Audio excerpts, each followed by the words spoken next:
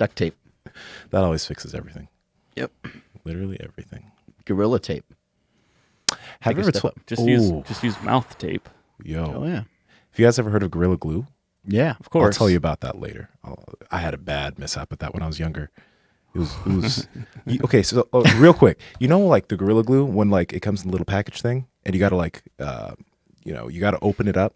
So I couldn't open it. That's a bad idea to have it in individual packets. Yeah. So I couldn't open it with my hands. So instead, I just mine. I was somewhere between the ages 13 and 16. Anyway, so I put it towards my mouth and I start biting it. I didn't realize how hard I was actually squeezing it too, though. So as I was biting it, it comes out and then it opens, but it slurps into my mouth. And then I just have this hot Gorilla Glue just going through my mouth. I'm just like, right? And then I tried to get it out, but I couldn't get it out. So I had to go to the hospital and they had to put this like solution in my mouth that had me like stay there. Oh my God. But it was so hot. And I was like, am I going to die because I had Gorilla Glue? You know? That actually sounds amazing So for like a movie or something. Yeah, it was hot, like spicy hot. It was hot, like temperature hot, because Gorilla Glue is like really, really strong glue. So there's stuff in like it that chemically just messed you up. Okay. hot. Yeah. So, oh God, that was the scariest thing that's ever. Oof, that was so bad. So scary. It's not designed to be in your mouth. Yeah, it's definitely not designed for that. Oh my So, God. fair warning: don't open Gorilla Glue What are you, with your mouth. What are you, a savage? Some people tell me that. Savagery. Yeah, just ripping right into it. Yeah, well, you know what is designed to be in your mouth? Some steak. Yes. Some of that Piedmontese beef. Yeah. I had some today. Cooked up a ribeye. And boy. last night. Nice. Mm-hmm. I'm out of all the ribeye. That was quick. No, well, I need more. Yeah. I love the ribeyes. I know. Get the regular ribeye. It's got more fat. The center cut is good, but it's lean. Yeah. No, like even though the Piedmontese, like all of their steaks do have minimal fat, like that ribeye still has a good amount. So it's dope. And it tastes so good. Yeah, I just text my fiance. She's laid some out, so I'm going to cook some when I get home. Not in the air fryer, though. I did an A/B comparison, and it's got nothing on the smoker. Well, okay. I'll keep doing I'm not saying it's terrible, but if you have the time, if I didn't have the time, so I did cook it in the air fryer. Nsima, Really good. Do you think that because you use the air fryer, you have an unfair advantage over everyone else? In what way? Physique-wise. Physique-wise? I think Do you that's think part that's of the reason. big? See? I think that's like one of my hacks. Andrew, you gotta get air fryer. Well, I do have one. It's just I prefer, if I have the time, I'll use a smoker for sure. If you want to look like this, you got to use an air fryer. Dang it. You guys suck. Go over to airfryer.org. Yeah, for reals. Okay, well, if you don't need an air fryer and you have need one, some meat. You just need meat, and you can do that by heading over to Piedmontese.com. That's PIEDMONTESE.com. Enter promo code Power Project. That'll get you 25% off your entire order, including free 2-day shipping on orders of $99 and above. Yeah, but I like this Perfect Keto Nootropic. We hit some up yesterday during the podcast with my bro. That was yesterday, right? that was yesterday. Yeah, I'm just losing my mind over here. It's not good for memory retention. Yeah, apparently not. Makes you forget where you're at, which might be a good thing. Well, we do work a lot, so it's pretty easy to forget that we crush so much stuff in just in such a short time. Yeah, I saw Smokey yesterday, and he was on his way out the door. I was like, "Oh, where are you going?" He's like, "Oh, I'm going to enjoy the rest of the day with my friends. I'm going to go ride my motorcycle, and we're going on a ride." And he's like, "What are you up to?" So I'm just going back to work. And he was like, "Oh man." Yeah. See, that's when you got to hit them with that stuff we're about to get into. But you just hit them with so we're not gonna work hard anymore. We don't do that here anymore. Okay, cool. I just want to know so that way I can write in my notes, and then when somebody asks me later, I can tell them you said that we're no longer working hard. So we're going to start working more towards being average. Exactly. That's the vibe I'm getting. Yeah. But With that's you the way leaving you early. speak to me all the time. Yeah. Somebody has to. Shit. Yeah, we got to bring you down a notch. Yeah. But you know what really kind of makes me mad about this perfect keto stuff? You guys have always finished the cinnamon bun flavor before I get to get one. Y'all realize I haven't had a single one after my very first bar. We stack it together and we put peanut butter in the middle and we laugh about it. We just sit here and laugh and see what's not going to have any of this. And we just kick back. You can't get this. That's my favorite flavor. So- And You guys always eat it. So to be fair, I've only had 2, and So it's Mark. It's me. well, It's all me. no. So it was funny. So we had a bunch of these laid out. Joey was taking pictures for like Instagram and stuff. Uh-huh. You know, it comes in a box of I don't even know how much. Let's just say that 12 or something? Yeah, I was gonna say there's 12. She took pictures of it. By the time she stood up, there was like 4 left. But nobody, like, I didn't take any. Like, nobody had like, they just disappeared. We don't know what happened. I have no idea. Yeah. Okay. Yeah. I So believe it. instead of, waiting for a freebie, anybody can head over to perfectketo.com/power project, enter promo code power project for 15% off these dope cinnamon, what are they? Cinnamon roll? Cinnamon roll. Cinnamon roll flavored perfect keto bars. I'm pretty sure I did an A/B comparison again, and I think Mark is right. The chocolate chip cookie dough one is better. Really? I think so. I think I have the It's confidence. kind of like to say, it's like overtime type of thing, you know? It's like you got to give them all some time. Yeah. Okay, well, let me get some time with the cinnamon. If I could just get one, maybe I can figure it out. In order for me to have a taste test and a comparison, I need to have one of each. Oh, man. Oh my gosh. Poor guy. Getting crushed. Yeah, it's okay. So we had a question come in from a fan. I'll look up what his name is in a second. But basically, he wanted to know what I did before Slingshot and what I did before Super Training. But I figure we might as well let everybody know what we all did before we all kind of got together here on this podcast. Mm-hmm. We've talked a little bit in the past about, some of these things. Andrew, why don't we kick it over to you for a minute and have you kind of talk about some of the different jobs and stuff that you had years ago. And this message came in from Tommy Gunn, 1999. Tommy Gun, like the name. I joke around because like I am a little bit older than some of the employees here, but I'm like, dude, I've literally worked everywhere. Like you name it, I've had a really bad job and a bad experience at that place. I mean, it started when I was like a paper boy, right? And then from there, it just went on to bad job to worse job. But I'll just start out with one of the highlights, and I mentioned it a second ago about like the passive aggressiveness that I had to deal with at my most recent job. I don't know, I feel bad. I can't call her out by name now. For some reason, I just got like a guilty conscience. I said I was going to, but I'm not going to now. But basically, like what You know who you are. Yeah, you do know who you are. But like whenever like some certain task wouldn't get done a certain way, she would either email you or like instant message you or just walk right up to you and say, "Oh, we're no longer doing that type that document type anymore." It's like, "Oh wait, what do you mean?" "Oh well, it shows here that you did this document type instead of that one.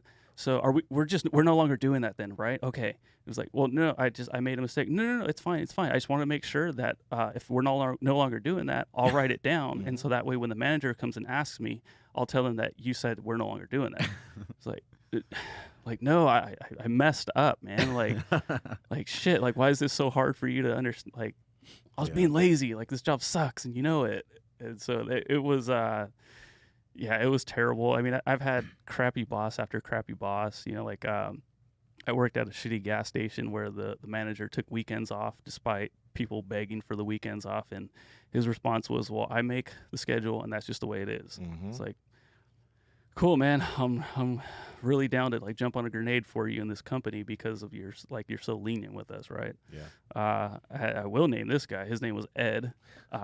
This guy was one of the biggest dickheads on the planet.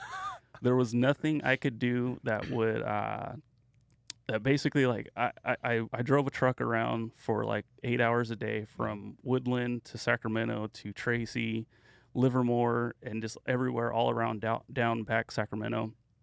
And like any type of like accident or mistake that would happen, such as like getting a rock chip on my windshield, it was my fault. I was tailgating. Like, no, I'm not tailgating. "Oh, you're driving too fast." "I'm not driving too fast." Like, dude, I have to be at certain places at certain times. Like, it's not my fault if in California they're working on the freeways all the time. So it was a lose-lose situation. And then my most recent job, one day I stood up and I looked around and I'm like, wow, all the managers, all the people that have been here the longest, all the people with the most seniority and most success in this company, they're all out of shape. they're all glued, they're chained to their desk, Yeah. and they're all unhealthy. And it's just like, man, if that's what it takes, to be successful in this company, I don't know if that's something I want to do. And so that was one of the eye-opening things that happened at my last job, where I'm like, okay, I something has to change, because this shit ain't working. Yeah, it's hard to be in those toxic environments like that. And luckily for me, I never really experienced stuff like that. I've never really been in the most officey thing I've ever done was work here at Slingshot. I've never really had real jobs. I've had unconventional jobs for many, many years. And I actually remember telling my brother like a long time ago, I was like, I got 2 rules. And I was like, never show up on time and never have a real job. And those 2 things, they go well together. Yes. If you don't have a real job, you don't have to really show up on time. But he always thought that was kind of funny. But I just never had interest in like having a real job. And some of that stems from, having bad experiences in school. And I just didn't think I was smart enough to do certain things. So I didn't think I would be able to like work a register or something, just because I had a block in my mind. I certainly could figure one out. But at that point, I had a block in my mind that I wasn't going to be able to like learn some of those things. So I was scared. So I never, because I was scared, I never even tried.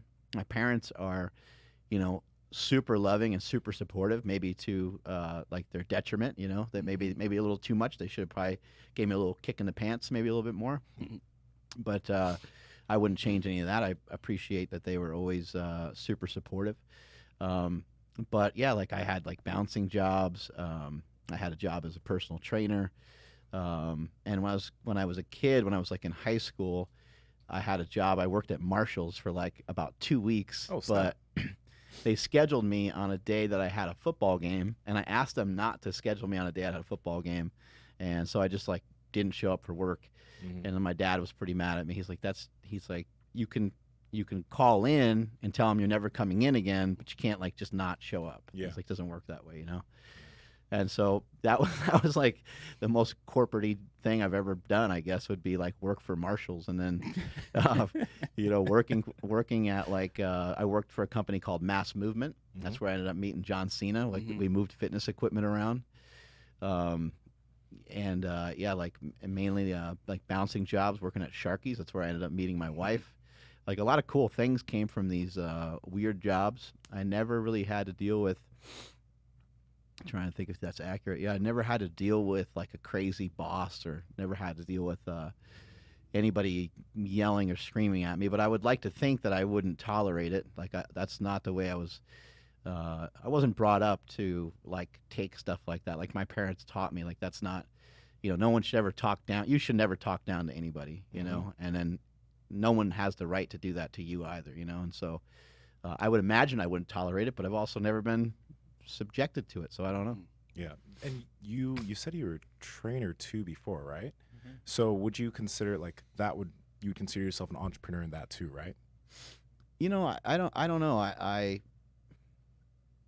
think even to this day, I'm still like unconventional, because I invented a product. And so like an inventor sometimes can be an entrepreneur. Yeah. But to be honest, I don't think I've figured out the entrepreneur stuff nearly as well as I want to yet. I think there's still so much more for me to learn. Inventing stuff is maybe like a gift and a skill, maybe coming together at the right time. And so I'd say I'm kind of more on that side than anything, more on kind of a creative side than on like, because a real entrepreneur, in my opinion, what they would be able to do is they'd be able to scale a bunch of different businesses. They'd be able to come in and go, okay, we do 1, 2, 3, boom, this one's off and running. Obviously, it's way more complicated than that, but they can kind of flip a switch on these different companies, and they could help out a food prep company. They could help out, someone who has an app. They could help out someone who sells fishing hooks. They could help out someone that sells just about anything. Yeah. Okay. Yeah. Like, I think in terms of like my first job experience, or I guess working for companies, my first ever job right out of high school was Abercrombie and Fitch, where I worked in the store, and then I also did some of that shirtless holiday dude things, right? I think that job was actually, it was pretty cool because it got me used to having to talk to people. I'm a very, very shy human being. I'm very introverted by nature. A lot of people wouldn't necessarily know that initially, but that has always been an issue for me, actually speaking to people. So I think that job was one of those things that, like, because I had to speak to so many people so often, just standing at the door saying, hey, how's it going? Hey, how's it going? Hey, how's it going? Did you have to wear all the cologne and stuff? You had to wear Fierce. That was yes, the cologne's name was Fierce, and it's still embedded deep within my psyche, that scent. What's interesting about that right there is the fact that it's almost more awkward if you don't say anything, right? So like if you're just there, I mean, you can kind of get a vibe from each person on how much they want to be talked to, right? Yeah. And once you work there for a little while, you can kind of get an understanding, I guess, of like who needs help and who really just doesn't. They're just praying that you don't say anything to them sometimes too, and you can get a sense of it. But it is almost more awkward when that person in the store like never really says much to you. I mean, just greeting you, I think, is like part of the job, right? Yeah, that was part of the job when you were like at the front. But I like, even though I didn't like that job, I did learn a lot from there in terms of like just being able to talk to somebody without being scared to talk to somebody. Yeah. Because like real talk, I used to be like, if I didn't have to talk to you, I just wouldn't talk to you. Like that's just it. If I didn't know you, I wouldn't say hello, or I wouldn't smile. I would just kind of keep to myself. So that job, even though it was Abercrombie and Fitch, was really beneficial for that. And I'm happy I had that.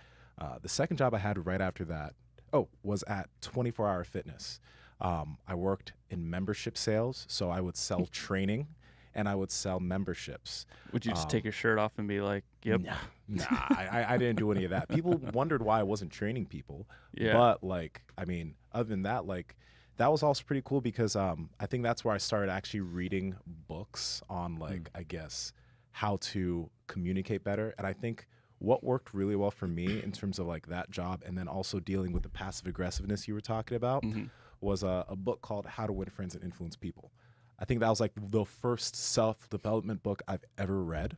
And literally because of that book, like whenever I had to deal with that passive aggressiveness from a boss, I'd literally just confront it right there. Even like if I was at fault, because there was a few times that I was late, and one of my bosses, I'm not going to name him, but he would always be very just passive about it. I'm like, hey man, like I'm really sorry I was late today. I understand that you're not happy about that. I'm going to do my best not to let it happen again. Because typically he did that to everybody, but nobody would respond. Like they just like put their heads down and be like, sorry, you know? But like I spoke to him very respectfully since he was my boss, but I let him know like, hey, I'm working on this. I'm sorry, blah, blah, blah. And that really helped those types of situations. But I think I really didn't like having to answer to somebody in that way. So that's why, like, I mean, after that, I would try to, I moved on to being a personal trainer in a private gym. And that was nice for sure. And then I moved on to the online thing, but I never liked having, I guess, an authority figure to have to answer to in that way. You know what I mean? It's not that I can't handle that, but I just don't like it. No, it sucks. And I think that's honestly like part of why I work so hard with my photography, because like, 8 to 5, I did have somebody always, looking over, and eventually I would work remotely. But when you work remotely, the only way for them to track how much productivity you're doing is literally count how many clicks per minute, how many documents you cleared out per hour or whatever it was. So there's always someone there lurking. And then once I clocked out of work and I was doing my own thing with my photography, it was so empowering to know like, oh shit, if I work my ass off right here, like, one, nobody's going to be judging me, well, except for, potential clients. But it was all up to me. And if I wanted to see a change, I would just go make that change. In the workforce, if you wanted to see change, I mean, take a number. Like in that, it was the medical outfield, I call it, because it was just medical records. Nobody wants to ruffle any feathers. Protocols are set in place, and nobody wants to change them because that's just the way things are. So the fact that I could make a change, like even just to my own website, like it was like, okay, this is what I need to be doing because this feels right. Yeah. So I think it was kind of like the Ron Penna situation. Like I hate, I hate being bossed around so much that I was willing to work 2 jobs just so that way I can do my own thing. Well, even right now though, like even though like you're here working at Slingshot, you're working for Mark, but because you like what you do, aren't you probably working harder right now than you did at any of your other jobs? Yeah, 100%. Yeah. No, there's like people freak out when I'm working on the weekend, working after work, and I'm like, I get the the statement of like, oh wow, they're making you work on a Sunday. Like no, I get to do what I love to do today. Yeah. Yes, I'm ecstatic that I get to do this. Mhm. So it's way different, and yeah, I work. Yeah, work capacity is insane these days. Mhm. Yeah, I think, Testosterone helps. you know what we try to do in this company, and it's impossible to do it all the way through, but you try to give people a lot of things that they like to do. You know, I've even sat down with people sometimes and say, "What do you like to do?" And they'll say, "I like A, I like B, and I like C." I'm like, "Okay, what do you not like to do?" And they'll say, "I don't like, D and E and F." And I'll say, "I can get rid of E and F for you, but you still got to do, you know?" So like, a little give and take. I can help offload something to someone else. Mhm. Maybe they like doing something. Maybe somebody likes being more organized and making a spreadsheet. And maybe somebody's like, dude, like, I'm just never gonna make a spreadsheet. Like, okay, that's hopefully we can just work around it. Yeah. Hopefully you don't want to have to work around everything all the time, but if it's small things, it's going to be a small thing. It's not going to be a big deal. And if people are excited about what they are doing every day, one of my goals for this place is to try to make the place so large, make the place so big that you're trying to make the world that people are quote unquote living in so large that they don't want to leave it. Yeah. They don't want to go outside of it. So, that's why we try to put some food in the break room. We're going to get a shower here soon. Like just little things, like just try to, and try to, yeah, gang shower, of course. I mean, yeah, but It's gonna be things. the one like shower in the middle that has like multiple like what do they call it? Faucet, yeah, whatever yeah. heads Yeah. around in a circle, so we can It's gonna be one singular waterfall coming down. even better. How do you guys feel about have you ever worked for free for some time because like you wanted to be able to have an opportunity to do something? Like when have you done Absolutely. that? I've done it several times for photography, but I did it here when I had an opportunity. Like after I talked to Mark at the seminar, if anybody hasn't heard that story, I met Mark at a seminar at the previous super training location. Gave him my card and we connected. But yeah, I came in and I just wanted any opportunity I could to shoot here, I would do it. I had never once asked for money. It wasn't until later that we did like discuss that. But no, I worked for free for like, I don't know, like a month and a half, 2 months. Yeah. And I just figured the worst case scenario is I would have a stronger portfolio. But best case, this. But no, like I 100% worked for free. Yeah. I feel like a lot of people are willing to do that, but like when I first started getting involved here a long time ago, I knew I wanted to do more with you guys. I just didn't know what I could do. Right. I think the first expo I came out to was San Jose, but I think I talked to Smokey at the time and he was like, "Yeah, we're going to San Jose. If you want to come, you can come." So I just drove down and just figured out what I could help with. Like I didn't ask for pay or anything. I just knew I wanted to see if I could be, of service. And I think like the sales background I had worked out and that helped out with that. But then, obviously we started doing more and more stuff. And it's funny because like when you first asked me to like start doing the podcast thing, that was awesome. And I was gung ho about that. But there's some people that I told about that. They're like, "Oh, how much you getting paid?" I was like, nothing. I'm just gonna go do this. Like, what? Yeah. Why are you gonna do that and not get paid? Because this is a fucking great opportunity. Like, Don't let them walk all over you. right? You deserve blah blah blah. Yeah. How many hours a week is it? Yeah. Right? I get that all the time. Yeah, and I feel like if there's a situation where you can like work with somebody or work and do something and you're not necessarily getting paid at that moment, like just try and maybe take that opportunity. A lot of people aren't willing to just grind that out without any pay for a while. I guess everybody's situation is different because like, yeah, I had something else that I was doing that was bringing me income. Right. But I feel like that's a big thing to be able to like do what you want to do in some situations. Yeah, I think a lot of people are like, I don't know how to do that because I got to pay bills, And like if you go back, years and years ago, there was like, well, they still exist, but there was a lot of multi-level marketing things years ago. And what they would do, they'd have these seminars, and they would kind of prey on people that were dreamers, and they would get you so excited, and They got me. yeah, so they get you so excited and so obsessed with this message. But Yeah, they got me too. some of the messages is like, and I'm a believer. Like I'm a dreamer myself, so like I fall in that category. But I would never fall for it because I know it's too good to be true. But at the same time, I understand what they're trying to preach. Like it's kind of weird because you're trying to figure out like, how am I going to actually make money? Like when is that going to come? But it's like, well, you have to believe. And then it's like, well, if you have a bad attitude, then you're going to stay broke, And I do definitely believe in a lot of that stuff. I think that there's some merit to it. But a lot of people are just trying to figure out, how do I get past like just being broke? And then they want to try to pick up like a 9 to 5. And it's like, hold on a second. You're on the right path, but also realize potentially that if you have 2 jobs, your one job might be costing you a lot more than you're actually thinking, because you might not be able to actually think about anything other than just working and sleeping all the time. So like I said yesterday, sometimes people are thinking about how they can't afford something. And I sometimes would think almost the opposite. You can't afford not to do it. Sometimes you can't afford not to go to a seminar. Sometimes you can't afford not to do something for free. So you might think in your head, it doesn't make any sense. I can't do something for free because I don't have any freaking money. And it's like, you can't afford not to do that because the opportunity might be too great. You might be rubbing elbows with someone real powerful that might set you off in the right direction.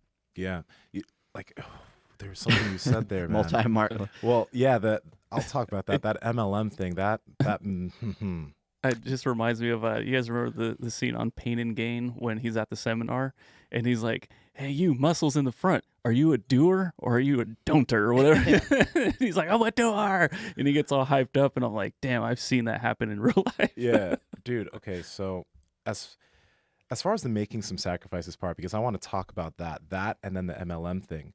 When I left 24 to become a personal trainer, like I knew that like I didn't have any clients at that time. So I feel like there's a lot of times where it's good just to make a dive or like just like quit all and figure out what you're trying to do, but you got to have a plan for that. You know what I mean?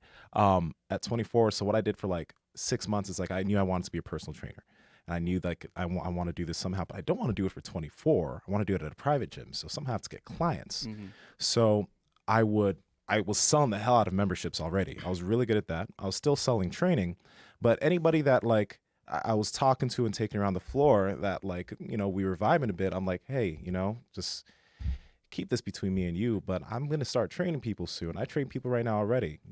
If you want to do this with me later, just I'll give you my number. We'll talk later. And I stacked up a bunch of clients before I left.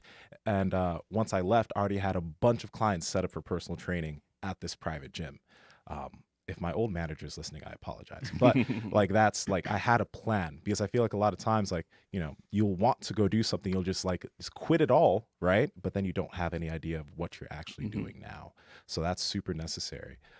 Yeah. I think it's safe to say it's close to what I did to, to do photography full time.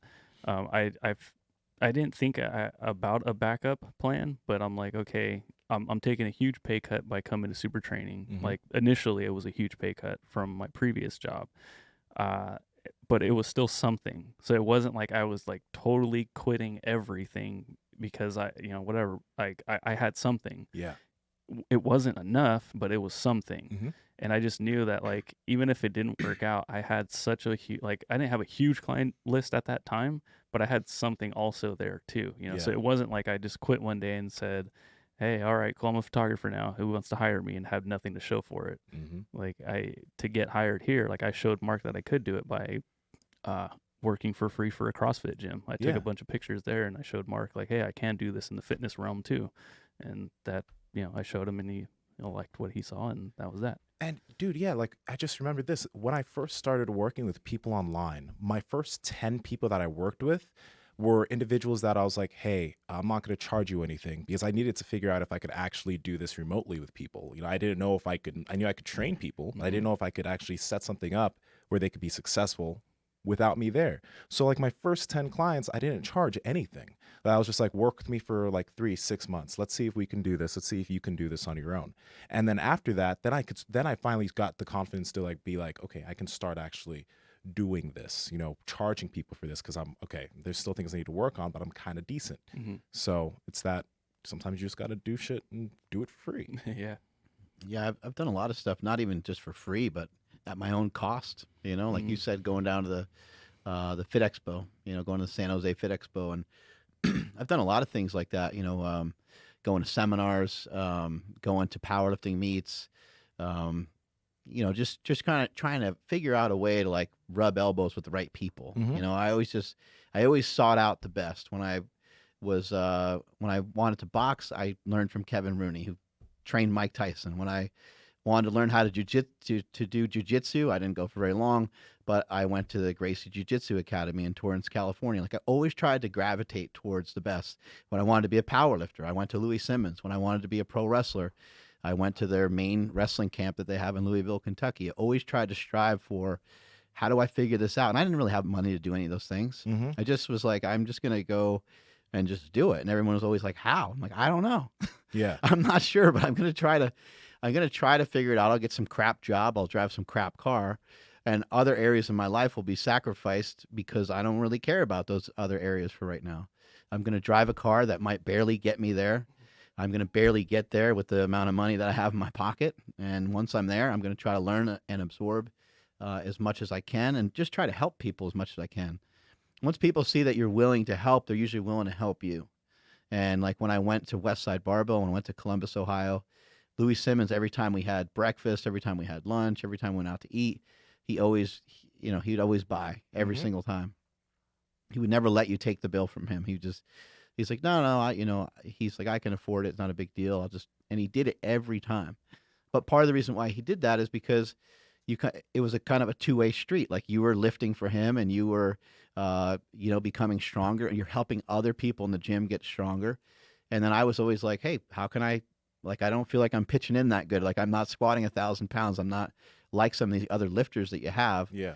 Can I clean up? Can I move equipment? Can I do whatever? And sometimes he'd say no, and sometimes he'd say yes. And so, figure out a way you can provide value. Figure out a way you can be useful. But you're going to have to eat a lot of shit sandwiches for a while. That's just going to be the way that it's got to be. And I've done just tons of stuff for free, even working for like EliteFTS.com. I if you go back and you look at Elite, and you can go back to like 2004, before the internet ever even started, really. Yeah. You go back like 2004, and you'll see I was writing on there under the name Jackass. And that was just some random thing that Dave Tate came up to me in the gym, and he was like, hey, do you want to do this? I was never like, oh my God, well, that's going to take some time, and that, that's going to be, $18 an hour or whatever. I was never thinking about money by any means, but that consumed a lot of my time because I got so into it. From that point, because of the nature of my like character online, I got a lot of questions about my training, because I would write these wild workouts. Half of them were true and half of them were fake. I would type in that I was doing like burpees and all kinds of crazy workouts, and people were like, what? But people started to become interested because I started to get a better physique, and I started posting pictures and videos and stuff. And I was one of the few people that was posting a lot of videos online. And so like when the questions started coming in, I got hyped up. I was fired up. I was like, this is great. I tried to answer every single question that ever came through, whether it was like just a comment or an email, or it didn't matter how someone got a hold of me. I tried to answer everything all the time. That stuff was all free. Yeah. And that's stuff I still try. I really do. I really try. I give people my number all the time. People text me. I've given my number out on social media before and got text bombed for a few days, and answered as many questions as I could there. I still am going through, DMs all the time, trying to answer those. But those early days of doing stuff with Elite was, kind of like my early like learning into how important that really was. Because then you have attention. And attention is like the ultimate asset, and you can do whatever you want with attention from there. You can figure out, you're going to sell an ebook, or it's not always trying to sell something to somebody, but you have the opportunity to. I want to get your thoughts on this, because I think I was asked this before, and I honestly didn't even know how to answer it. how an individual who doesn't even know what it is they want to do or what it is they have like a passion for or a passion about learning about, how do you figure that out? Because like at the end of the day, you'll just end up getting a job because you have to make some money, but you don't even know what kind of work you can do that can provide value that you can make money with.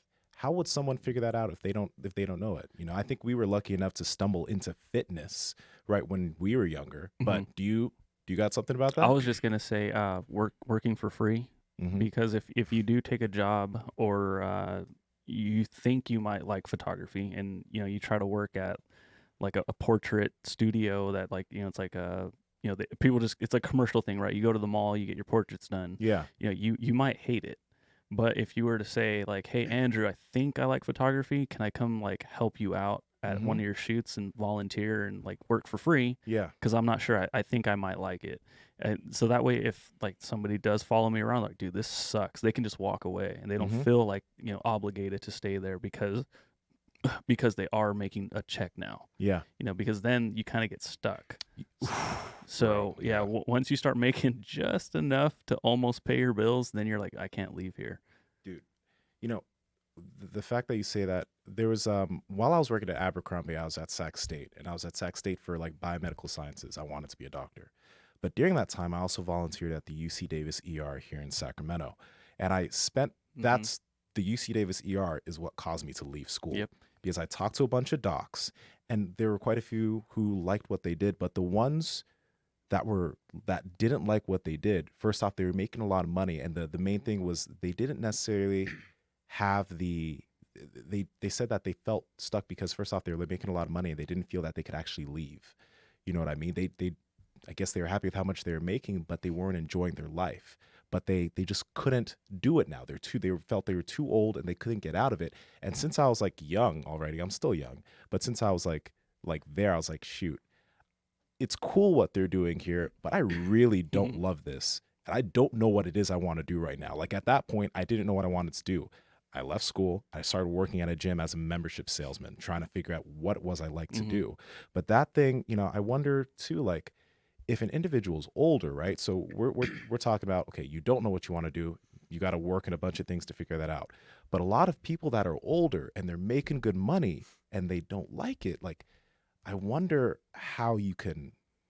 what you can do in those types of situations. Yeah, let me back up for just a second, and let's talk about college. Like my most hated thing. Think about this from a logical perspective. There's a would you rather game, right? This is a very simple one. There's not as much pressure in this would you rather scenario. Oh, okay, thank goodness. Would you rather go to school for 4 years, party, maybe meet some girls, maybe have some cool friends, right? Probably get drunk a bunch, probably have a lot of great times, a lot of great memories, but also have a huge bill, right? Or would you rather, option number 2, would you rather go and pursue something that you think you have an interest in for free? Doesn't cost you anything except for your time. At the end of 2 years, you will probably be somewhat of a, I don't want to say material expert, but you'll be expert enough to like go off and do your own thing. So like, which way would you rather have it? Where you're, maybe you're not connected to as many friends, maybe you're not connected to as many people, but you're also not $150,000 or $200,000 in the hole or whatever the hell college even costs now. I don't even know what it is anymore, but it's astronomical, right? It's crazy. You could spend that time more wisely. I mean, look at how accessible someone like Gary Vee is. If you're persistent enough and you're crazy enough and you tried to meet him at different coffee shops and shit, you could probably end up working for him. You know what I mean? That's happened a lot. He's actually hired a lot of people. He's like had that. a lot of weird, crazy shit like that happen. Yeah. Or even myself. Like, who knows? You don't know what's possible or who you can work with. Or there used to be 7 degrees of separation. Now there's only 1 because there's just a blockage of whether you're able to crack through on someone on the internet.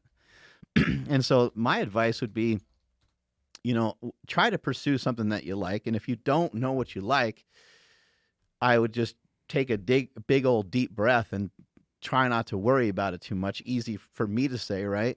But I never knew what I was going to do. Like, I talk about making the world a better place to live, but it wasn't like it wasn't like I was born and I was like, I'm here to make the world a better place to live. Like that was a message that was developed over many, many years. It took a really long time. I didn't really know anything of what I was going to do until I was like 35. So it's like, that's, I don't know, 7 years ago. Like that's not that long ago. And I still don't have it figured. I'm still trying to figure it out. I actually ask myself nearly daily, what is it that I like to do? What feels good to me? And right now, what feels good to me is like paying people back, helping people out. Like that feels right. That feels about the best. Seeing like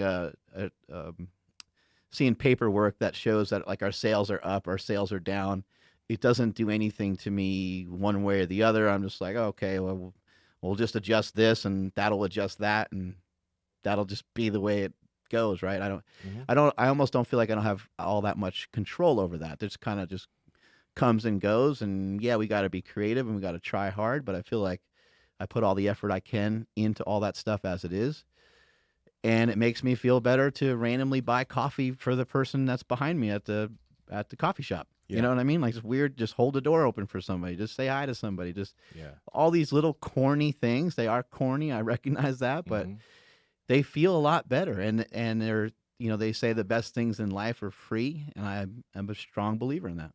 Yeah, that honestly, that's something I wish I like understood before I went into and started college, because like I mean, I was fairly sure in what I wanted to do then, right? But at the same time, it's if I just had a better understanding of what it was like to work in a hospital. If you're in high school right now and you have the chance to, because I know like you can even volunteer at an ER or something in high school too. But if you have the chance to go to that dream job you have in your mind and just volunteer, just work in that environment for free, doing what you can, to see that environment, do that.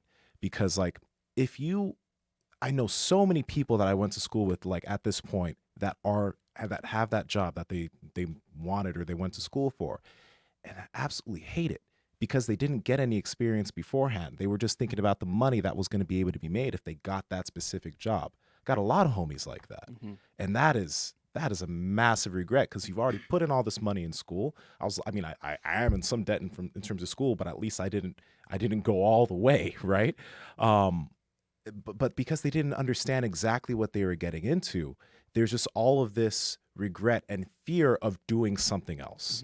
It's like that's tough. Yeah, I feel like there definitely should be something in place. Like, I don't know what it's like when you go to like an actual like big university, but let's just pretend you go in and you talk to somebody and you're like, I want to be a doctor. That's my whatever that major is. You can tell how much I know. I want to be eye doctor. Okay, you have to go to 40 hours work experience in order to take this major, whatever it is. I think that should be a part of it. Yeah, because I have tons of friends like back in the day when we were drifting and working on cars. We all had a lot of fun, so naturally a bunch of them were like, I'm gonna go to UTI. I'm gonna do this for the rest of my life. None of them graduated and actually did that as their career. Yeah, a lot of them tried it and they're like, man, this sucks. Like, this is not as fun. You know what, too? It was probably so hard. And that's why Nsima's recommendation of like trying to mirror somebody is probably maybe more wise. Because like going to one of those tech schools probably really would blow your mind. Probably like, oh my God, I didn't know that much went into, making this kind of car or it's probably really overwhelming. And then to go from like being a dude that like is a drifter who's probably kind of unorganized, you typically kind of do stuff when you want to do it with your buddies when they want to do it. So it's like on your own watch and a lot of those things. Yeah. That's probably feels good and it's probably a lot of fun and exciting. But then when you have to do it every day and it's like part of a more organized plan, it can be really tough. I think a lot of people that listen to this probably are interested in like trying to figure out how to do something from a fitness perspective. And a great way to do it is, again, back to what you just said, is like you can maybe you can't get a hold of like Kelly Starrett, but Super Training Gym is free. We have people come in here all the time. We have people that intern. We've had a guy that interned for a while. Now he's working full time with us, Josh Setledge. There's a lot of people that are doing things like that. maybe you can't get a hold of, the best guy or the best girl that's in your field to be able to kind of mirror them, but find somebody local that you think that you can mirror, somebody that you can kind of follow and have them be an example. You're going to be shocked also too at how different the actual business is versus how you actually think it works out in your head. You might think that somebody makes money this way, and then you go to them and you kind of find out, oh no, they don't actually make any money from anybody in person. They do it all online, or vice versa. Like, everyone's a little different. Mm-hmm. They might work with professional athletes for free because of the look of it and because of what it does. And you might think, oh man, I want to work with professional athletes. And I had some of that thought in my head. I was like, I want to work with like fighters and professional athletes and stuff. And whenever I had the opportunity to, honestly, the financial side of it never really made any sense. It never made sense for me to like, so it's complicated, but normally the way that a lot of those, a lot of professional athletes work is usually getting paid through like an agent or an agency. Okay. I've had many friends work with high level athletes like that, like Charles Glass. Charles Glass would get paid by an agency to work with a group of kids that were coming from college to the NFL, and he would try to like bulk these kids up for like a 6-week program or whatever, and he would get paid. He would get paid well, and he would get great results. He's Charles Glass. He knows how to train people. Yeah. But like to try to land stuff like that, it's so few. I'm not saying you can't do it. You certainly can. But it's so few and far between. And to try to get the reputation, like Charles Glass has been around for a long time, to try to get the reputation is really, really hard. So maybe you end up landing on something that looks a little different, but maybe you work with kids, but maybe you do something more affordable. Like, you might be thinking, I'm going to do high end. I'm going to do, college level and pro level. And then you kind of come to find out like, man, that would be really hard. It's not like the pro guys don't have money for it. It's just that it just gets to be a little awkward. Once there's like a payment, then you have to be like kind of a full-time strength coach, and you got to really be at their like beck and call. I remember one of my friends used to train Kobe Bryant, and that's all he trained. And Kobe Bryant paid him to not go with anybody else. So my friend was getting paid like X amount to train Kobe Bryant, and then he got paid almost the same amount, maybe actually even a little bit more, just to not train anybody else. Wow. But it's like how, you're going to land that client, like it's going to be really, really tough, and it's going to be way different than you expect. I guess that's my main point. You get into fitness, it's going to be you might have a girl that just wants to power lift. She might outwork anybody you've ever met in your life. Yeah. As opposed to the professional athlete who really maybe doesn't really care about lifting, right? Sometimes they don't care. Sometimes these guys are really, really talented men and women that, these professional athletes, sometimes they're just awesome at what they do. And the last thing on their mind is to go and, do a bunch of lunges and squats. Yeah. I think Jordan Syatt, when he was training Gary Vee, that was the same situation. Like, he'd travel around with Gary and do all that stuff, and he wasn't training anybody else for like 2 years. He was only training Gary. That's wild. Yeah, same with Michael Jordan's trainer, Tim Grover, who also coached or trained Kobe and Dwayne Wade. But Michael Jordan was like, I don't pay you to train me. I pay you not to train anybody else. When you got that kind of dough, you can pay them to train you and not to do it for anybody else too. Yeah. But also, again, that was another opportunity thing too for him, was he wanted to figure out a way how to break into professional sports, and he did whatever he could to train anybody, and he just happened to reach out nonstop to Michael Jordan, and he finally answered him. Yeah, it's pretty crazy, but yeah. I would also try to just get your mind wrapped around, like, let's say that you're not that passionate about, like, you don't like watching football and you don't really care about UFC, and you're not interested in lifting, like you're not interested in like that many things. I would just try to figure out like what's something palatable for you to like actually work with, like what's a way for you to make money. Maybe you can come up with an invention or idea. Maybe you can think of, I'm still always thinking of stuff. That's just kind of the way that I work. I'm always trying to think of things to, make things a little easier. Or, the slingshot, that's what it does. It makes like benching easier for anyone with a hurt shoulder or elbow. So that helps solve a problem. Try to think about the different problems you run into every day. Maybe you burn your hand on your coffee cup every day, and you're like, man, it'd be great if they made these more insulated, or whatever the hell the case is. Yeah. And you're the guy that made those little sleeves on the on all the coffee cups that are in the world, right? there's money to be made, and there's success to be had, and success is not owned by anyone. Bill Gates has a lot of success. A lot of people have a lot of success, but they're not like holding it all. Yeah. And there's more money to be made out there through all different kinds of things. And through some of the different jobs I've had, I remember, just being like almost confused that there was so much money around, like moving equipment, in Los Angeles into some of these, multi-million-dollar homes. I was like, what does this guy do? And what does that guy do? Mm-hmm. And what did I do? I asked questions. I started asking.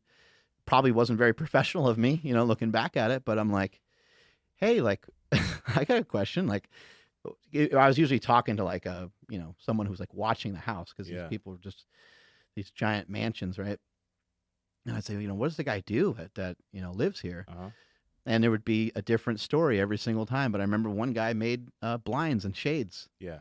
And I'm like, you can own a house like that off of, and I'm like, well, everyone has blinds and shades. Mm-hmm. I'm like, holy fuck, like that's fascinating, right? It blows your mind. You're like, oh my God. I never even, what about somebody that like does something with like glass or carpets, or, I mean, everywhere you go, there's fucking carpet. There's always a ground, right? There's always stuff on the ground, right? And there's always glass in every building. So if you start to, light fixtures, I mean, the list of shit goes on and on. Mm-hmm. What about even the like decor, like the stuff that's in like an In-N-Out burger, or the stuff that's at McDonald's, or the stuff that's at Burger King, Chipotle. like Chipotle, or you ever go to a restaurant that has like a country western theme, and it has like, it's got a cowboy on, like these things are all those all come from some big ass company that like figured some of those things out, but they Mm-hmm. started small, probably years ago, with a passion for that type of thing.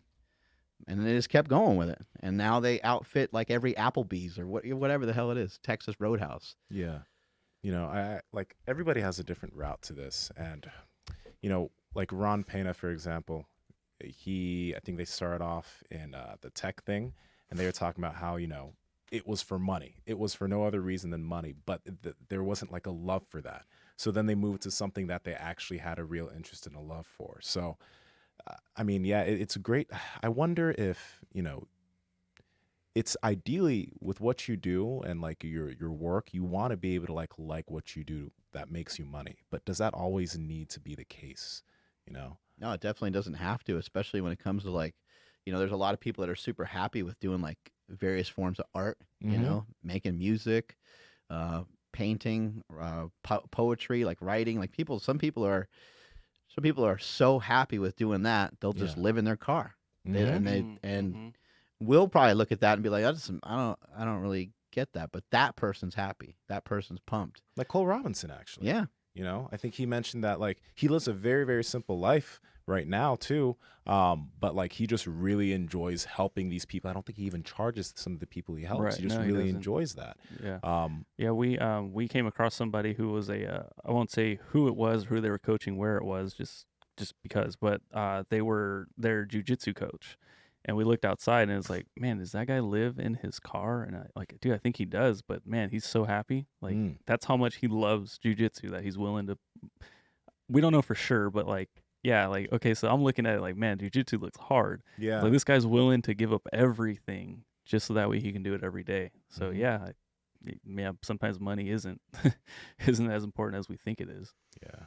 It is nice to have a skill set that you can feel good about, though, too. Yeah. So like that's where you can feel like self-worth and purpose, but it doesn't necessarily have to be rewarded with finances. It might help if it's rewarded with finances, because maybe finances are like a false sense of purpose in a way, because they provide so much convenience for you, and then people confuse the convenience with value, and it's like I have a lot of friends that make a lot of money, and they're very, very unhappy. Like they would probably have rather not ever made that amount of money. They would be happier if they never learned even how to, well, because it's like it's not satisfying to them at some point. That at some point they it's because they probably never. something is probably broken inside of them somewhere, and they're probably striving for something that they're never really going to find. And that happens a lot with a lot of successful people. That happens a lot with a lot of people that are striving to be the best basketball player ever, the best baseball player ever. And they think, when I get to this, I'm going to be the shit, and like everyone's going to bow down to that, and I'm going to feel good. And it's like, no, you're going to feel the same way that you feel right now, because you're kind of fucked up. Like you're not happy with yourself at the moment. So just because you got to a different destination, I know I've had a lot of friends over the years that try to move. They try to move around from one spot to another, from one city, one country, or one state to another. And it's like that never really works. The problems continue to follow them. It's like, well, the problems they're actually in the mirror. There's things inside that probably could use some fixing before you go and try to travel, or before you go and try to like make money to fill in that gap that you might have. Yeah. You mentioned like having a skill set, making sure you have a skill set.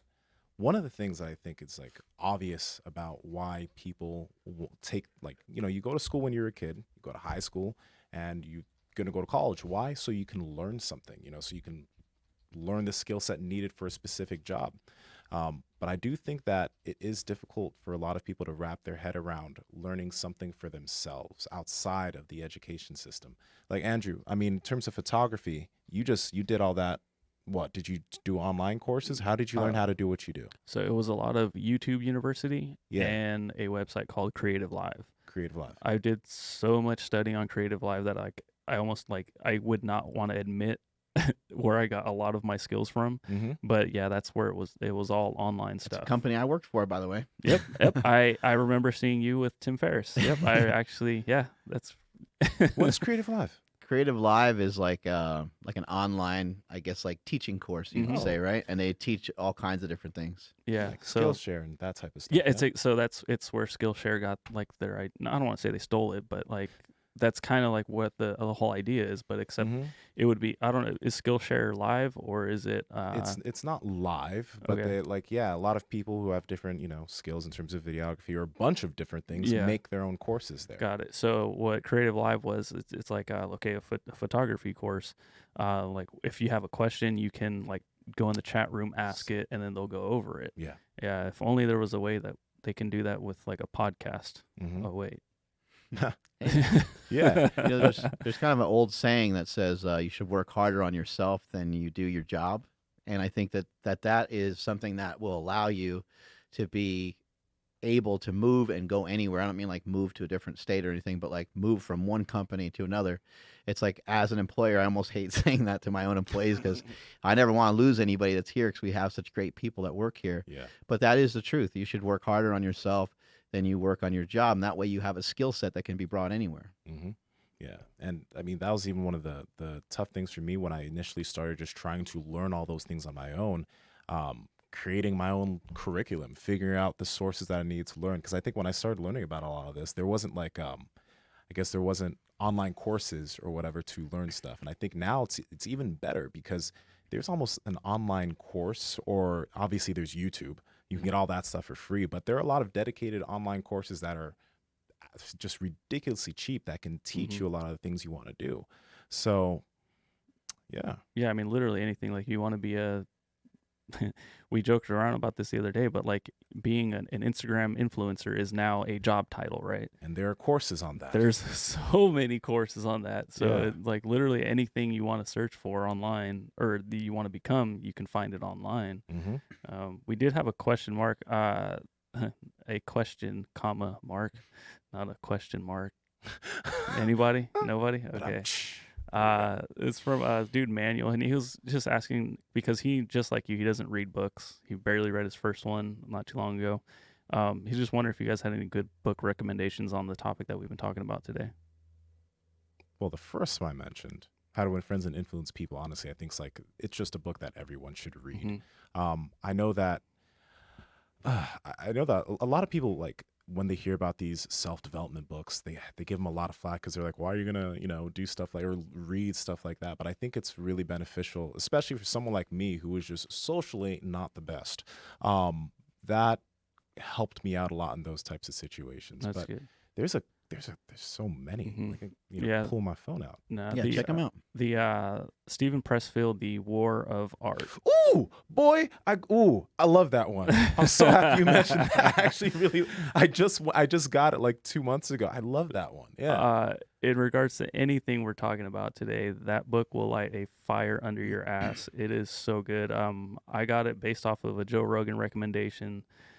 Especially for a creative photography, you're a writer, painter, whatever. It is an amazing book. That book I cannot recommend anymore.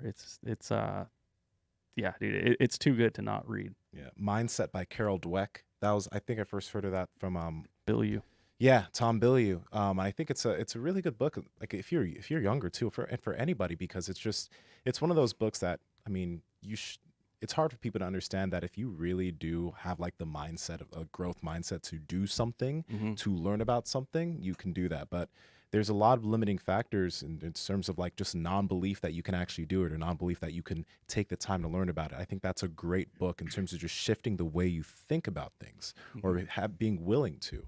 I think one big thing too, and like, I mean, this is something I got stuck on a long time ago, is like, I mean, you can read a lot of these books and have a lot of these books, but there's also the big thing about just like acting on it. Some people are just action takers and they've never read a single self-development book and they're extremely successful.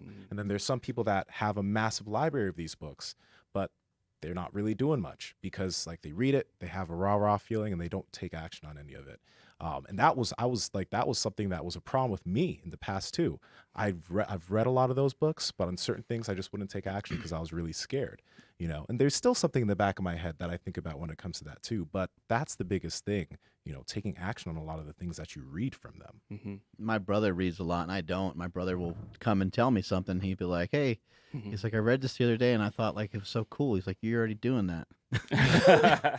And he does it a lot. I mean, I know it probably sounds arrogant, but like I don't read. So I am kind of more of I just think of stuff and I just go and do it. But there have been a lot of huge influences on my life. And obviously my dad is a huge one. And my dad is he's someone who just tinkers around with stuff. Like he wouldn't be able to sit here and have this Starbucks cup sitting here on this podcast. He would be messing with the whole time. He'd like rearrange the top, and then he's just like big into like shapes and messing with stuff all the time. So even just like little things like that, just observing things, like I can't, last time my wife and I went on vacation, like even just like in Tahoe, we went to New York City a while back, a couple things. She can't get down the street with me because like I'm like a puppy, like a puppy will stop and smell all the grass and flowers and everything. Like I'm terrible like that.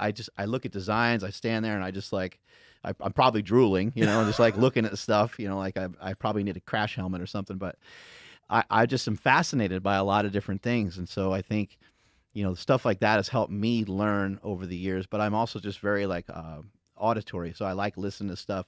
I don't even listen to audiobooks. I have a weird thing about like hearing other people's story. I'd rather like be working on like writing my own, as weird as that sounds. But some people that have had a big influence, I just wrote a few of them down. Jim Rohn is amazing. ROHN, Jim Rohn. Check him out. He's on YouTube. There's tons and tons of videos on him. He's old school. Some of his talks are from like Herbalife, so he's part of the multi-level marketing stuff. But a lot of what he says has a ton of value, and it's something that really clicked with me and worked well. Ed Milet is a genius. If you're not listening to stuff from Ed Milet, he has a lot of great information that's out there for free. Andy Frisella is just unbelievable. He has a podcast. He literally just teaches you about how to make money like all the time. That's all he really ever talks about. His podcast is very digestible because a lot of times it's like 15, 20 minutes long. Sometimes it's fairly short.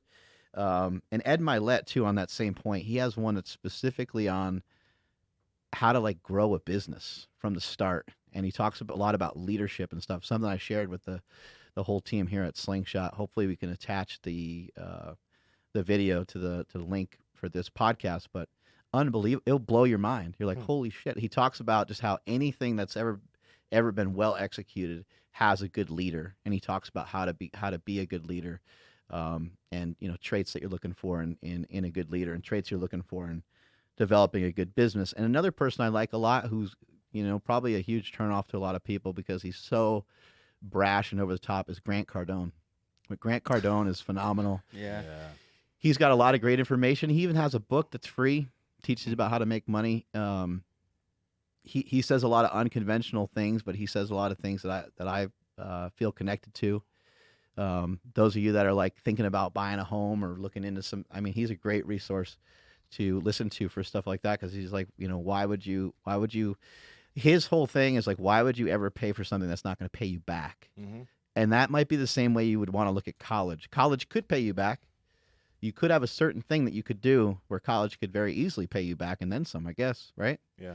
That's kind of that's what they used to hang over everybody's head, but they can't do it anymore because college maybe doesn't have the same impact as it used to because a lot of people are still getting ahead without ever having those college payments. But those are all just some people to look at and to consider in your quest. Mm-hmm. And first off, I think, Jim Rohn doesn't, but he has a lot of content. But all those other guys, they have podcasts, right?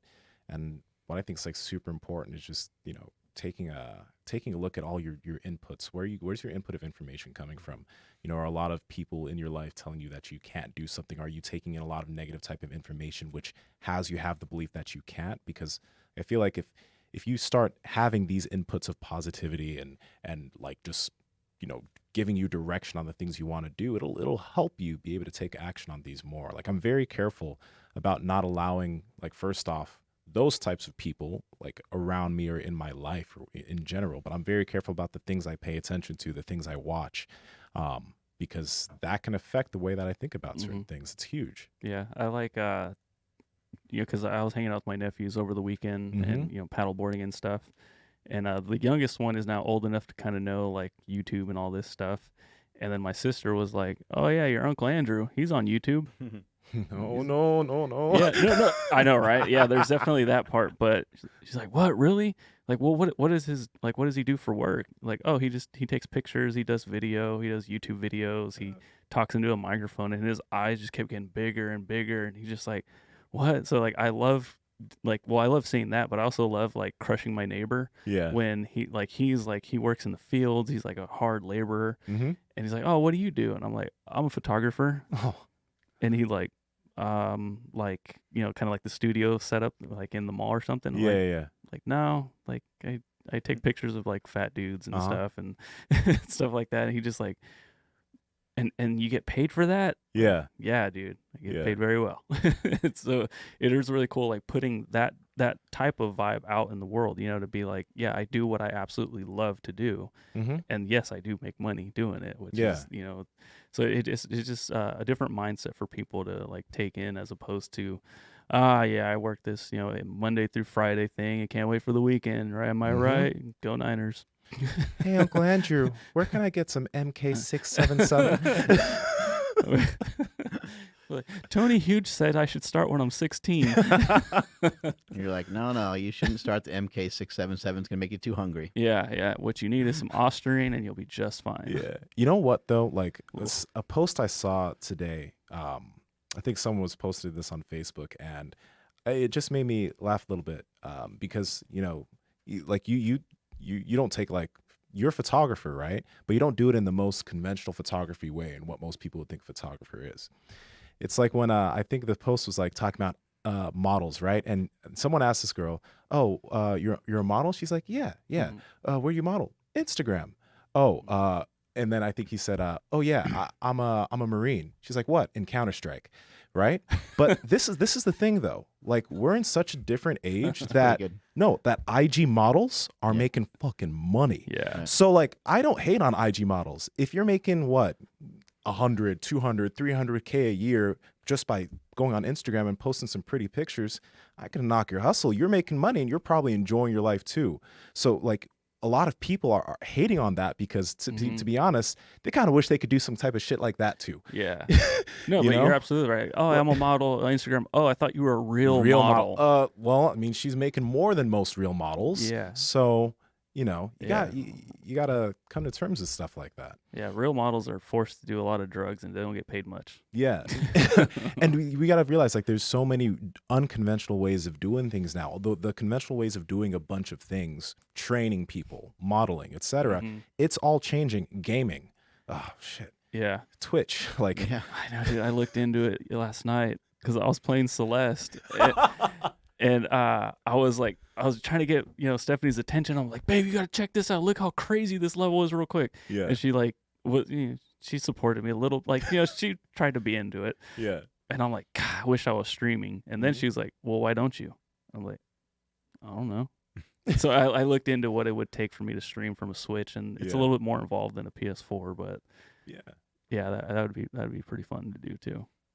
Yeah, I think people they get caught up on stuff because maybe they had to do something a different way. Mm-hmm. Like that's not the way I came into this. So you got to pay your dues, and if you're going to make money in being a power lifter, the only way to make it is like on the platform. And it's like, well, no, there's a lot of other options now, and I think it's easy to point the finger at the younger crowd and say you have it easier, but actually 20 years ago in the fitness industry, the people that got paid, they got paid through sponsorships, got paid a lot more.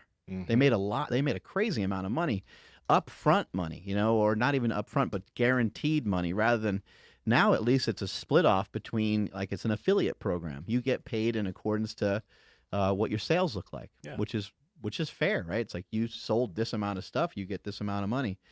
Years ago, I knew a lot of people that were getting, $70,000, $100,000, $150,000 from, Muscle Tech and some of these other companies, and that is really rare nowadays. Mm-hmm. Maybe like an Eddie Hall can reach that status or something, but other than some he's kind of like, him and like Shaw and some of these guys are at the complete top of the fitness industry, at the complete top of the strongman audience. I watch the show Shark Tank quite a bit, and I've noticed that, like, even on that show, a lot of times the sharks themselves, they kind of hate on the entrepreneurs that are on there sometimes, and they talk about themselves, which is it's not an easy thing to do, to like not try going several sentences without saying I, and you're going to find how hard it actually is. Yeah. Like if you were to come in here and tell me something, like if you're like, oh man, I tweaked this, then I would be like, oh, and I'm immediately talking about myself rather than attending to like what you're saying, right? I immediately flipping it back to myself. That's we all are guilty of that. But on that show Shark Tank, it's almost like they want the recognition for how hard they worked. And so here's the entrepreneur on there, all happy, all fired up. They've been doing something for 3-4 years, and they grew this company, really big. And, Kevin O'Leary or whoever's on the show will be like, that's not the way it worked for me. I didn't take any money from my company the first 5 years. And it's like, dude, shut up. That's the way it was for you. Yeah. Things are different now. There's the internet. There's so many other things going on that might allow someone to have an accelerated process. Mm-hmm. And maybe if it's like the books they read, or maybe it's the knowledge, or maybe it's a combination of like the people that they met or where they've been. So you can't hate on it. And when it comes to like the social media stuff, man, it's just scroll past it if you don't like it, or just put your hands together and be like, that's pretty cool. Yeah. That's a job well done. It really, when it comes to being like in any industry, it really just helps raise the bar for everybody else, I think. Mm-hmm. I think it's helpful. I don't think it, like I said, there's not, other people on Instagram aren't hogging up all the success and hogging up all the likes. Yeah. It's not like there's not a shortage. There's not a certain amount of likes that are out there. Yeah. Like Instagram isn't like, okay, we're only giving out 4 billion likes today. And then when they push on Mark Bell's stuff for today, like it's not going to result in a like, Yeah. It doesn't work that way. Stop hating, Andrew. I'm trying, but Nsima just too jacked. Oh, I'm sorry. It's okay. I'll feel better when you eat that cookie that's to your left. I tried to tear down his biceps and triceps the other day. I heard about this. I still feel it. That's great. I still feel it right now. Like going like this, trying to stretch out my arms. Like, do you feel it right now still? Yeah, or yeah, no? it's still kind of tight. Okay. Especially like the back of my arm, like my triceps, like near my shoulder too. Yeah, It's still tight. We did a back workout. It was me, Griffey, Soper, and Josh Kim, and we just annihilated our lats. And like 4 days later, Josh comes in. He's like, "Hey man, like, are your lats sore?" I'm like, "Dude, I haven't been able to move. Like, it's been bad." So we got after it. It was pretty good. Let me just mention how proud I am of Josh Kim. He's doing he's been doing Muay Thai for a while now. I'm just so happy for him. Mhm. And then Chris Griffin's going to be starting jujitsu. Oh, shit. Yeah. He's real bendy. Yeah. Oh, Chris. Whew. He'll be good at it. Yeah. He's really flexible. Mhm. Yeah. That'd Proud be of you fun. guys. Yeah, I'm hoping that so Nico's back, so I'm gonna Mm. see if I can get him to coach me with striking while he's here. Mm-hmm. That'd Yeah. be fun. He's good. He's good at that. Be good to have him back in the gym. Yeah, yeah. He said he's gonna be in team training, and then he's gonna try to make it Monday, Wednesday, Friday mornings. He's getting married soon, also, by the way, guys. Oh my God. Yeah, That's He's cool. been engaged, so for a I hot think it's like minute. 60 or 90 days away. Damn. Mm-hmm. Yeah. That ain't bad. Mm. Pretty cool. Nsima, how many video games have you bought in the last 24 hours? I don't know. Why are we even speaking about that? How about we just change the subject to something else? We're not going to see him anymore, are we? No. I'm doing my best not to get addicted. So, what's happened off of the peer pressure of Andrew Zaragoza and Chris Griffin here at the office? They pressured me into this. It wasn't of my own volition or choice. I bought a Nintendo Switch. Okay. Then bought a few games. 1, 2, 3, maybe 4. I haven't been able to play him that much, but just it is what it is. I literally never pressured him He's once. going to get the red light set up. Every and he's going to be sing- on there all the time. Every single day you've been texting me and Nsima, buy a Switch, buy a Switch, buy a Switch, or you're off the podcast. you're Buy a just- Switch, or you're off the podcast. now you're So I just finally lying. did it. That's just outright It's what you did.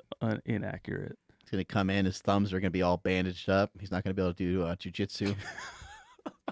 Dude, we should start a Twitch stream in here, so that way it's work.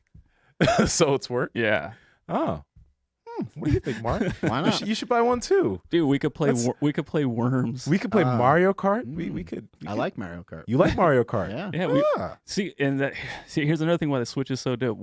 I think we had a layover, something happened. Uh-huh. Mark and I are in the airport, and I'm like, "Hey, check this out!" Pull the Switch apart, and Yeah. we were playing Mario Kart for like I I don't know. love Mario Kart. He's pretty good too. It's badass. You got the red turtle shell. People are done. Oh, dude, People are done with that red turtle shell. yeah, that'll cause some issues for sure. I might have to buy that too. No, I'm not going to. I'm going to save my money. Dude, you need a party game. Yeah, I do need a party game. Hmm. Anyway, I can't let myself get addicted like I was in the past. So Anyway, I think the question was, what did we do before Slingshot and Super Training? So hopefully we got to most of that. yeah. I was basically a bum. I was just trying to figure out what I was going to do with myself. And I was a stay-at-home dad. I had some side bouncing jobs. I had a side job here, a side job there.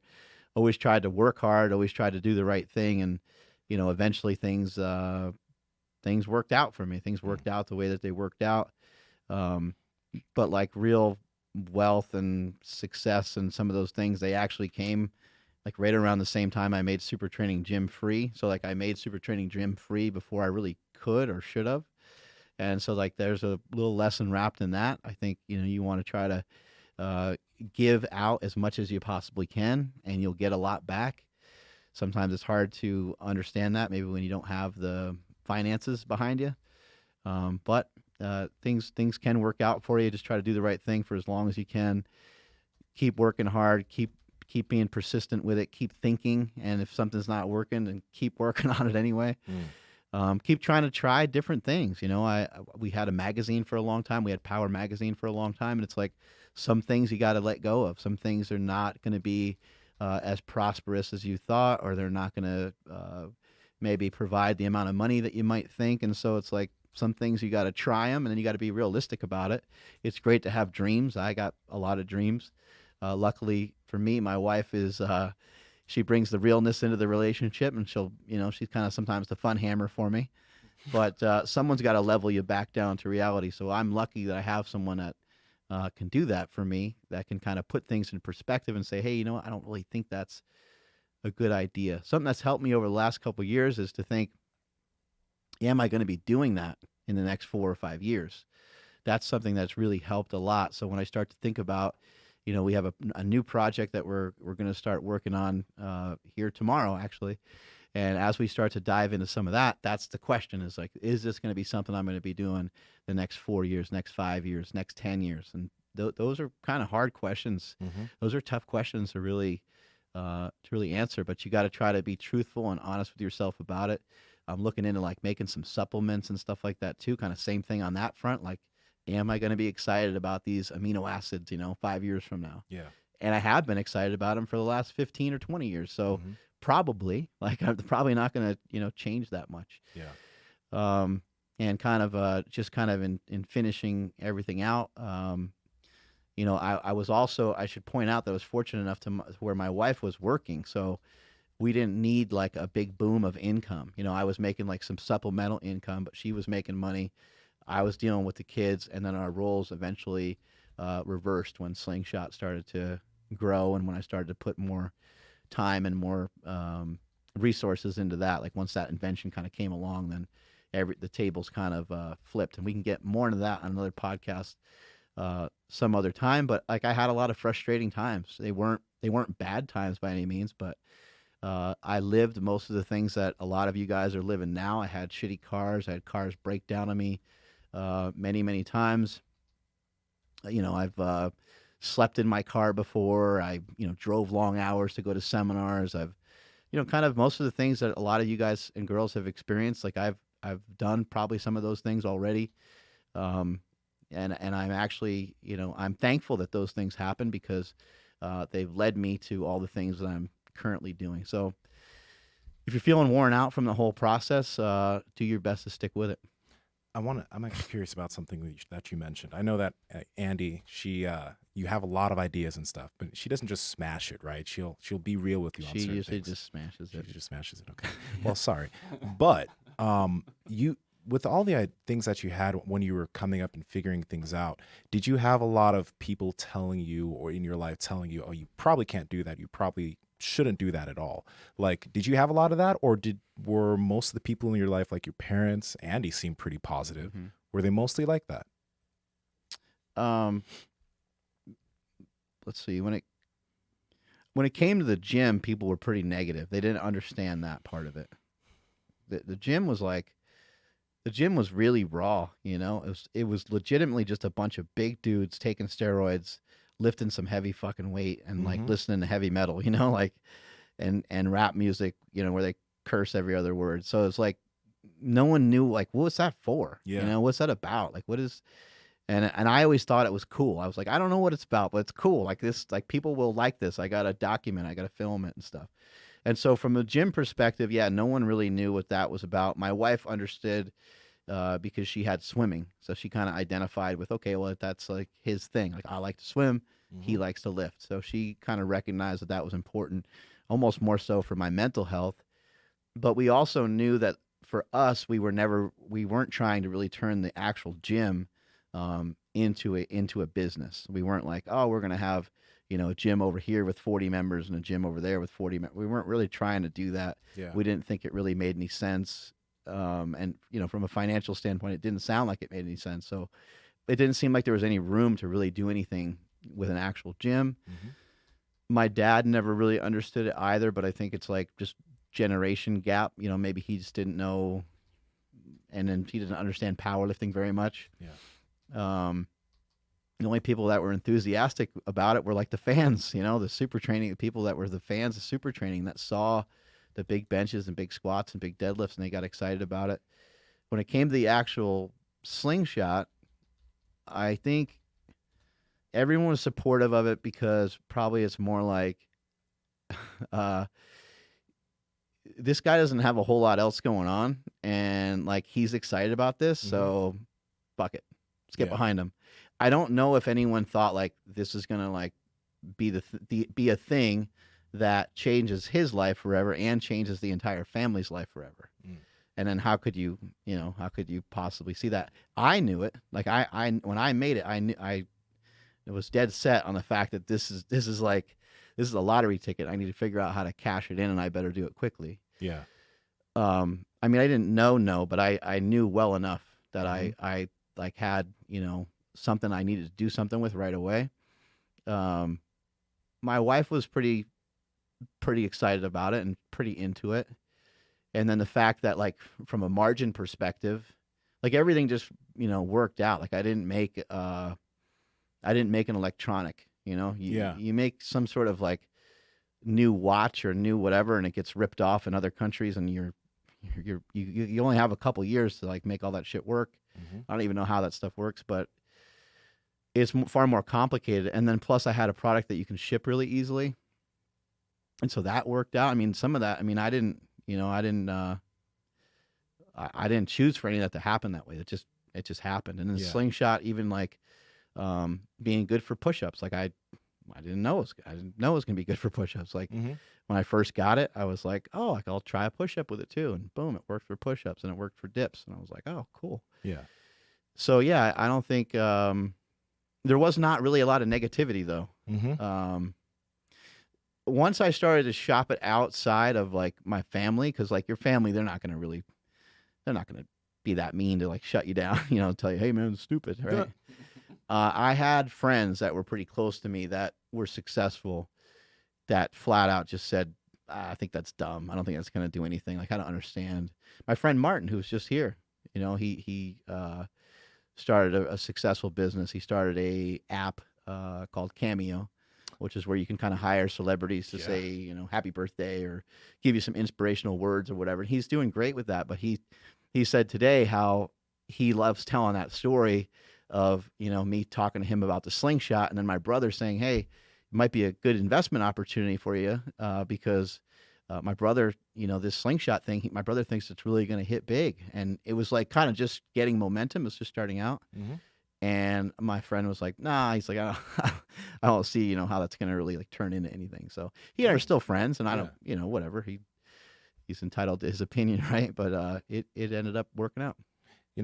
That's like, first off, it seems that you had a lot of like belief in what you were doing, but you didn't have like a lot of people telling you, no, that's a bad idea. That's a bad idea. You had a few, but not a lot. And maybe even when you heard that, you didn't put too much weight in their opinion. Well, when it counted, I had more people telling me not to do it. So like when I went to actually try to make it, that's where the resistance started to really come in. Cause I went to some other companies that are still in existence and they were like, we don't see how that is useful. I'm like, they're like, why wouldn't people just buy a bench shirt? Yeah. And I'm like, why don't people buy bench shirts now? Because they're expensive and they hurt and they're weird. They make you look weird in the gym, And so I was like, no, I think I created something that's, different. And because I got told it was a bad idea so many times, I eventually just stopped. It just, the idea died for a little while. Oh, wow. And it sat around for, a little, like a period of time.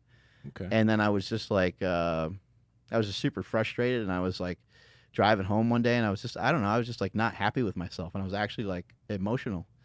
And I was like, my brother died and stuff too. So it was like, combination of things settling in. And I was like, you know what, man, like life's short. Like just try it. Just like, take a stab at it, take a shot at it. And so that's when I started to really, the next day I, kind of cut to it like a Rocky montage. I really tried to figure out a way to push forward into it. And, in this question, of like, what did you do before Slingshot and before super training? What I did is go to Starbucks every day, all the way to the point where my nieces and nephews thought that I worked at Starbucks. My wife would go to Fitness 19, and right next to Fitness 19 in Woodland, there's a Starbucks. And I would go into that Starbucks while my wife and sister-in-law would work out. And when I would go into Starbucks, my sister-in-law had her kids with her too. And they were like, all right, Uncle Mark, have fun working at Starbucks. Because they thought I like worked in it. Because I would tell them I'm going in there and I'm going to work. Yeah. And I would just like mess around on my iPad, mess around on my phone, trying to find like manufacturers that could make this product that was in my head, and trying to communicate with different companies and different people. And it's hard to explain. Like a lot of what I do is like, I really just end up wasting a lot of time. It sounds ridiculous, but it's part of the creative process is just to, burn the most valuable thing that there is. And that's time. Like it takes a long time to come up with real valuable ideas. And I just refer to it as dicking around because I always like that saying, trying to keep that saying alive. But I do a lot of dicking around, and it's stuff, I mean, even just like walking or listening to music, a lot of those things help bring some of the creative process out, because I have to like make up work for myself, because I do like I work for myself, but also work for the company. I work for Slingshot, and I have like deliverables. You know, I have things that I need to deliver to Slingshot in order for it to grow and have, you know, the proper growth that it needs to go through. Yeah. I still have to deliver stuff here, so I still, you know, I'd rather than saying like, you know, that Andrew works for me, I like saying, like, when I introduce him, if we're somewhere, I'll say, oh, this is Andrew. He's our podcast engineer. He works with Slingshot. He works with me at Slingshot. Like, I've specifically tried to say that because I like that mindset better. You know, I work for this company just as much as anybody else does, if not more so. Yeah. Yeah. The thing I was trying to get out of that, and I think I pretty much did, is like, it's hard when you're trying to do something and you have, like, for me, when I left school, my mom didn't know I left school for like a year. Oh. She didn't know for a year, because in my culture, that's an automatic fail. Automatic. It doesn't matter if you're doing anything, like, you know, it doesn't matter if you have a job or whatever. It doesn't matter what you moved on to. Doesn't matter what you moved on to. Well, once you're not in school, if you haven't gotten a degree, and it's partially because of being an immigrant, if you haven't gotten a degree, oh, you're failing. You're a failure.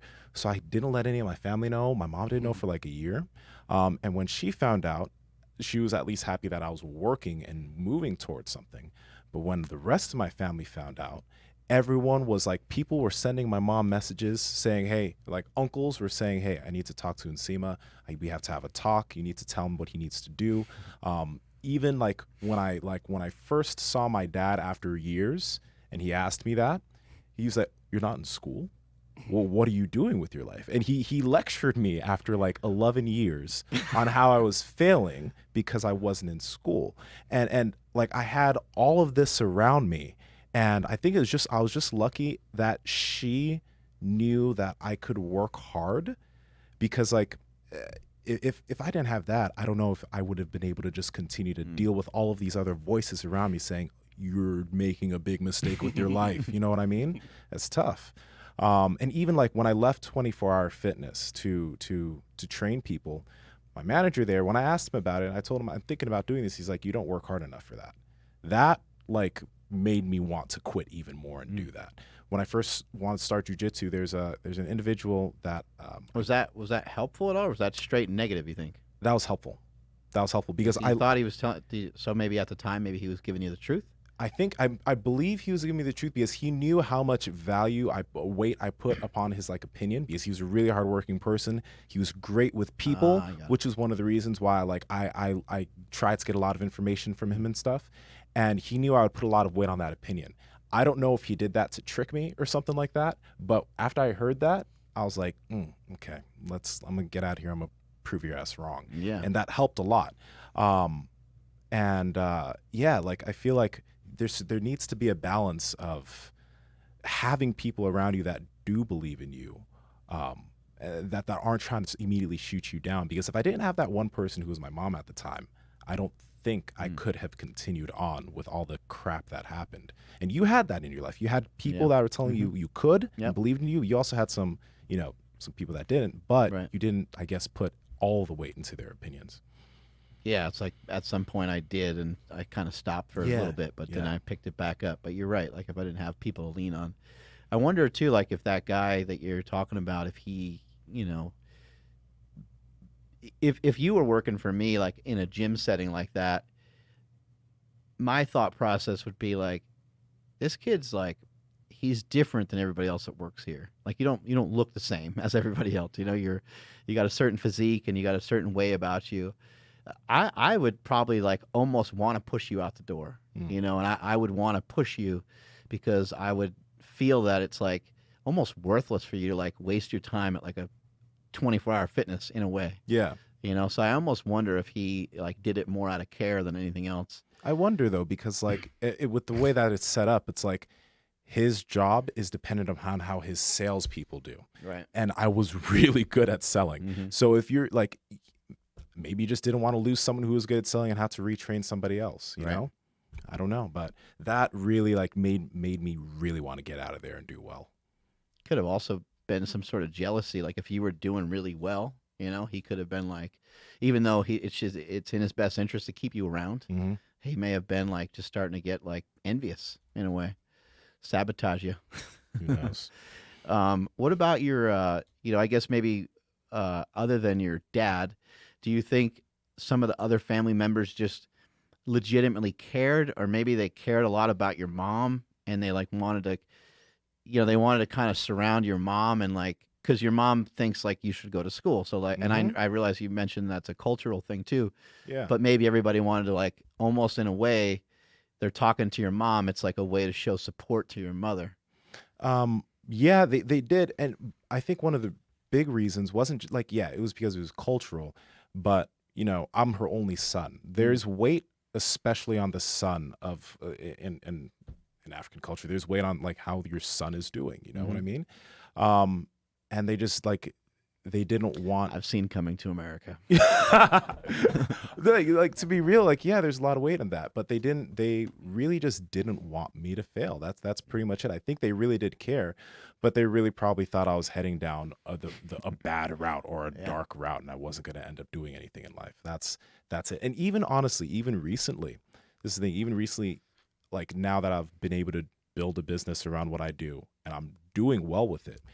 Recently, she had some friends over, and that one of her this was like one of the best friends. They don't in understand college. what you do and stuff either, right? Yeah, but even after I explained it, it didn't matter how much I explained it. This woman was like, "You need to go back to school." I was like, "But you need to go back to school. You need at least you have the degree." Like there's so much important put upon that within the culture that it's hard for a lot of people. Again, you mentioned generational gap. It's hard for people to see past that. You know what I mean? So I think I'm just lucky though that I had her, because she was there and she was defending what I was doing. That was so great, because she was born, like she came up with the same teaching, same culture, everything, but she still backed up what I do. And she's a doctor or something, right? Civil engineer. Engineer, yeah. Civil engineer, yeah.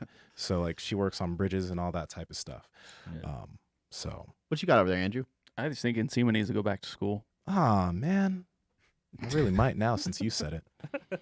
No. You made me buy a Switch. You have a lot of influence. I didn't even make you do anything. Yes, you did. Stop lying. But yeah. Get that degree.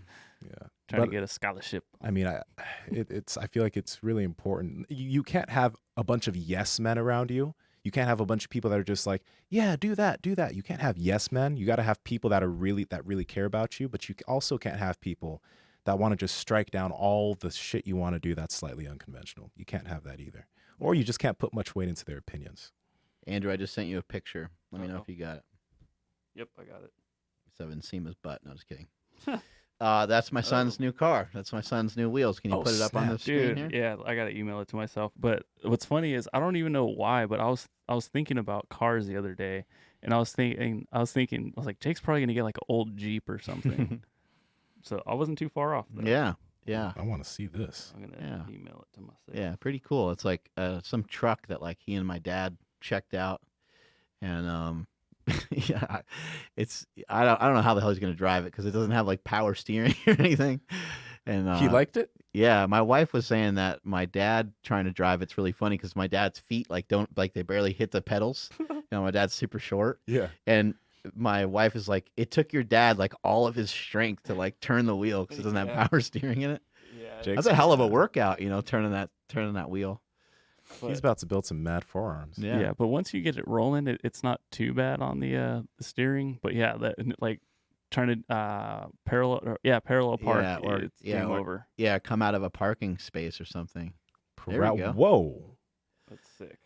Wow, that's yeah, it looks pretty cool. Whoa, it's dope. Yeah, it flipped around. That was weird. I've never seen that. Although that does look like a hard vehicle to drive. Yeah, we don't know how safe it's going to be, but we figured, he'll take out a couple, he'll take out a couple people here and there. The brakes are going to be terrible on it. Yeah, but if he were to hit anything, whatever it is, He's it's safe. Gone. Yeah, he probably won't even feel it. Yeah. Wow, that's amazing. He kind of drives, like he's a teenager, so he already kind of has that like kind of heavy foot, And my wife's car, like, man, you just tap the brakes and that thing's like stopping. It's like, burp, Yeah. So in this thing, Good thing is with a heavy foot, like he'll have to push on the brakes pretty hard to get the thing to slow down the right way. Yeah, it's got the old drum brakes. Mm-hmm. Yeah, you might want to upgrade that. I Weighs don't a know. couple million pounds too, probably. Yeah. Well, yeah, you guys would probably get some good brakes put in there and all that type of stuff to make sure it's safe. Yeah. Yeah. I mean, I imagine that's that's a quarter ton. I'm bad with old trucks, but that's a thickie there. What Yeah. year is that? I don't know. Like I don't know what him and my dad are drumming up. I think it's probably like 70 something or. Are they gonna like fix it up together or something? Is that the plan? Yeah. That's some of the plan. Yeah. Okay, cool. See what the hell happens with it. That'd be sick in like a jet black. That's what Jake wants to do. He wants to make it all black. Smart man. That's what he was saying. Sick. He's got plans for it already, even though he doesn't even know he has it yet. Oh wow. Oh, So he'll find out later today. sick. Nice. Okay. Damn, way to go, Jake. That's for a first car. That's pretty sick. It Yeah, is. not bad, right? Mine was a '87 Bronco 2, Oh, Ooh. sick. so it was a box. Mine That's was cool a though. 2000 Corolla. Mm. I was too big for that thing. Didn't fit in there very good. Every time I sat in it, it'd dip down. Damn. You remember that? I don't know if you ever saw it, but Mm. I was driving that to the old gym. Anyway, It was kind of leaning a little bit. a little bit. All right. Strength is never weakness. Weakness is never strength. Catch you all later. Thank you so much.